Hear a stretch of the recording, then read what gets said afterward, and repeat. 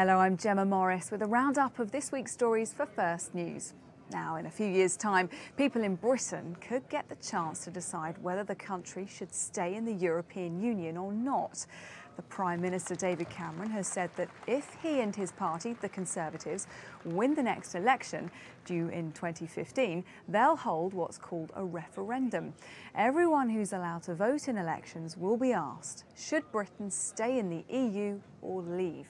People who want to leave say the EU costs too much and makes too many decisions that should be left to our own leaders, while supporters say it's good for jobs and business. There was a chilly evening for some people after heavy snow meant they were stuck in their cars overnight. The M6 motorway was blocked in both directions in Lancashire after a foot of snow fell in a short space of time. Mountain rescue teams were called in to help and they walked a 4-mile stretch checking on the trapped drivers.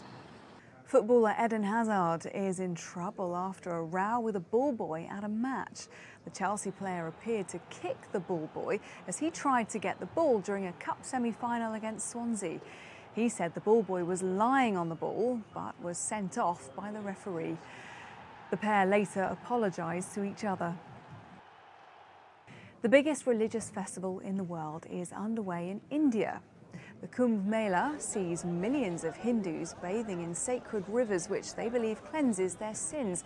It happens every 12 years, and some people say as many as 80 million could go this year. Floods have caused an unusual problem in South Africa. 15,000 crocodiles escaped into the wild there when waters swept through a reptile farm on the Limpopo River.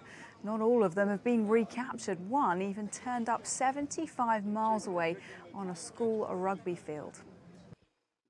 A motorcycle rider has had a very lucky escape whilst waiting in a pedestrian crossing in China.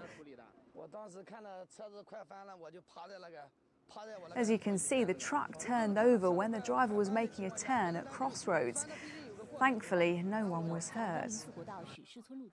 And there's been another lucky escape for people living in China. Whole buildings have collapsed into a hole in the ground in Guangzhou. Thankfully, no one was hurt and police have evacuated more than 300 neighbours. A monkey has gone into space. Yes, that's right, a monkey. Iran has launched the animal in a capsule to an altitude of 120 kilometres or 75 miles, and they said it came back alive. The monkey was fitted with a vest and then placed in a device similar to a child's car seat for the trip. And finally, this week, believe it or not, this is what happened to a building in America after a fire. Freezing temperatures meant the water firefighters used to put out the massive blaze in Chicago turned to ice. The fire was one of the biggest the city has seen in recent years, and thankfully no one was hurt.